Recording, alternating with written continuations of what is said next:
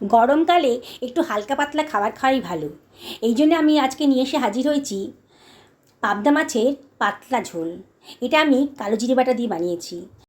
এটা একটা হারিয়ে যাওয়া পুরনো দিনের রান্না, আমার মায়ের কাছ থেকে শেখা।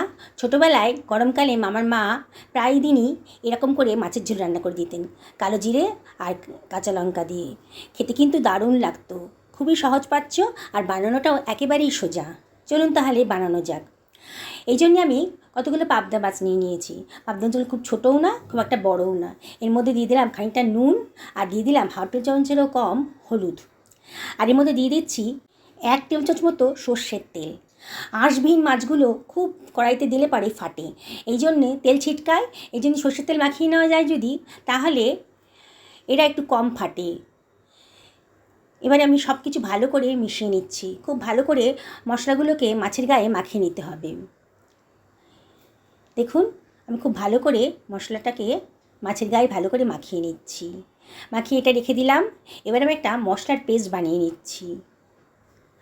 এবার একটা মিক্সার গ্রাইন্ডারের ভেতর দিয়ে দিলাম 1 টেবিল চামচ মতো কালো জিরে, আর দিয়ে দিচ্ছি এর মধ্যে কতগুলো কাঁচা পাকা লঙ্কা, আর এর মধ্যে দিয়ে দিচ্ছি খানিকটা আদা কুচি। খুব সামান্য মশলা মিক্সার গ্রাইন্ডারে বাটা খুব মুশকিল, কিন্তু সবার বাড়িতে তো আর শিলপাটা থাকে না, তাই কীভাবে মিক্সার গ্রাইন্ডারে বাটবেন আমি দেখিয়ে দিচ্ছি। কিন্তু সব কিছু দিয়ে জল না দিয়ে এটাকে একটু গ্রাইন্ড করে নেবেন। দেখুন, একটুখানি গ্রাইন্ড করার পর দেখুন এর মধ্যে আমি দিয়ে দিচ্ছি খানিকটা জল। খুব বেশি দেবেন না, সামান্য পরিমাণ জল দিয়ে আবার সব কিছু ভালো করে একটু মিশিয়ে নেবেন। সবার বাড়িতে তো শিলপাটা থাকে না, শিলপাটা করলে পরে খুবই ভালো, টেস্টটাও কিন্তু খুব সুন্দর আসে। কিন্তু আমাদের অনেকের বাড়িতেই শিলপাটা নেই, তাই মিক্সার গ্রাইন্ডারই ভরসা। দেখুন, আবার গ্রাইন্ড করে নিয়েছি। এবার কিন্তু খুব স্মুথ একটা পেস্ট তৈরি হয়ে গেছে। এবারে মশলাটাকে সরিয়ে রেখেছি। এবার আমি মিক্সার গ্রাইন্ডারের ভেতর দিয়ে দিলাম একটা টমেটো কুচি করে দিয়ে দিলাম, আর এর ভেতরে দিয়ে দিচ্ছি 1 টেবিল চামচ মতো ধনের গুঁড়ো, 1 টেবিল চামচ মতো জিরের গুঁড়ো, আর দিয়ে দিচ্ছি হাফ টেবিল চামচেরও কম লঙ্কার গুঁড়ো। লঙ্কাটা আপনারা নিজেদের পছন্দ মতো দেবেন। আর দিয়ে দিলাম 1 টেবিল চামচ মতো কাশ্মীরি লঙ্কার গুঁড়ো, এটা কালারের জন্যে। আর দিয়ে দিলাম 1 টেবিল চামচের কম লবণ। এবার আমি এটাকে গ্রাইন্ড করে নিচ্ছি। আমার গ্রাইন্ড করা হয়ে গেছে, দেখুন। এবার আমি খানিকটা জল দিয়ে দিলাম। জল দিয়ে আবারও আমি সব কিছু ভালো করে মিশিয়ে নিচ্ছি। আমি বেসিক মশলাগুলো সব দিয়েই গ্রাইন্ড করে নিলাম, আর তারপরে জল দিয়ে পাতলা করে নিচ্ছি। তাহলে কড়াইতে যখন দেবো তখন আমার এগুলো পুড়ে যাবে না মশলাটা। আবার একটু গ্রাইন্ড করে নিলাম। দেখুন, আমার মশলার পেস্টটা কিন্তু তৈরি হয়ে গেছে। এবার একটা ফ্রাই প্যানের ভেতর 3 টেবিল চামচ মতো সর্ষের তেল গরম করতে দিয়ে দিয়েছি। এর মধ্যে দিয়ে দিলাম একটুখানি লবণ।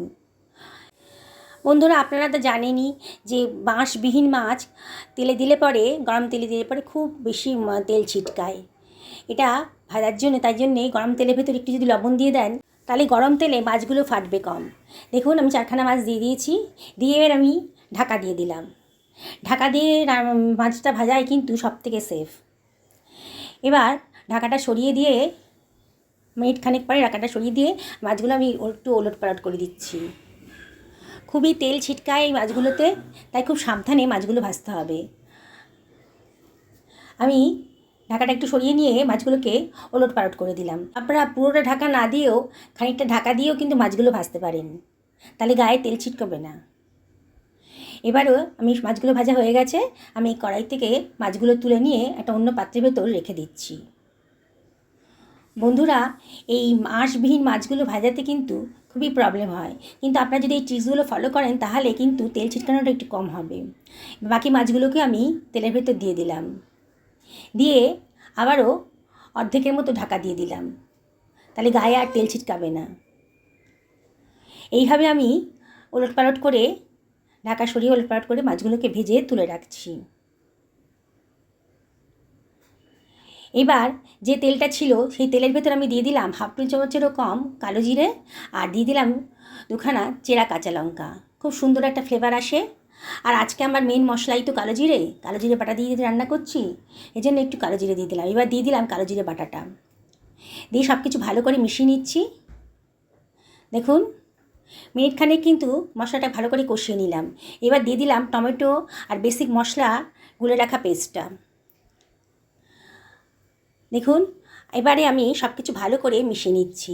আর মিক্সার গ্রাইন্ডারটা ধুয়ে একটু জলও ভেতর দিয়ে দিলাম। সব কিছু ভালো করে মিশিয়ে নিচ্ছি। মিডিয়াম টু হাইতে রেখেছি ফ্লেমটাকে এখন। এবার ঝোলটা বেশ ফুটে উঠেছে। আমি এবার একটা ঢাকা দিয়ে দিলাম মিনিট 2-এর জন্যে। ঢাকা দিলে তাড়াতাড়ি রান্না হবে। দেখুন, এবার 2 মিনিট পরে ঢাকাটা সরিয়ে দিয়েছি। আমার মশলা গা থেকে কিন্তু তেল বেরিয়ে এসছে। এতে বোঝা যাচ্ছে আমার মশলাটা কষানো হয়ে গেছে। এবার আমি দিয়ে দিলাম 1 বাটি মতন জল। খুব বেশি পাতলা করব না, একটু মাখো মাখো করব। একটু জল দিয়ে দিলাম। এবার সব কিছু ভালো করে মিশিয়ে নিচ্ছি। এবার ঝোলটা ফুটে উঠেছে আমার। এবার আমি ভেজে রাখা মাছগুলো দিয়ে দিলাম। বন্ধুরা দেখুন, কত সামান্য মশলা দিয়ে এই গরমের উপযুক্ত এত সুন্দর একটা রেসিপি তৈরি হয়ে গেছে। এটা একেবারে পুরনো দিনের রান্না। এখনকার দিনে এইরকম রান্না প্রায় দেখাই যায় না। দেখুন, আমি সব কিছু ভালো করে মিশিয়ে নিয়েছি। আমার ঝোলটাও ফুটে উঠেছে। এবার আমি এটা ঢাকা দিয়ে দেবো মিনিট 2-এর জন্যে। 2 মিনিট হয়ে গেছে। আর মাছগুলো সব সেদ্ধ হয়ে গেছে। এবার আমি ঢাকা দিয়ে গ্যাসের ফ্লেমটা অফ করে দিলাম। এবার আমি গরম গরম সার্ভ করে দিচ্ছি। বন্ধুরা, রেসিপিটা ভালো লাগলে অবশ্যই লাইক কমেন্ট শেয়ার করতে কিন্তু ভুলবেন না। আর যারা এখনও আমার চ্যানেলটাকে সাবস্ক্রাইব করেননি তাদেরকে আমি রিকোয়েস্ট করব, ইউটিউবে যদি দেখেন তাহলে আমার চ্যানেলটা সাবস্ক্রাইব করবেন।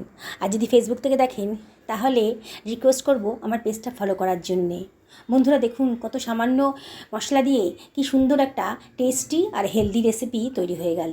সকলে ভালো থাকুন, এই কামনাই করি। ধন্যবাদ।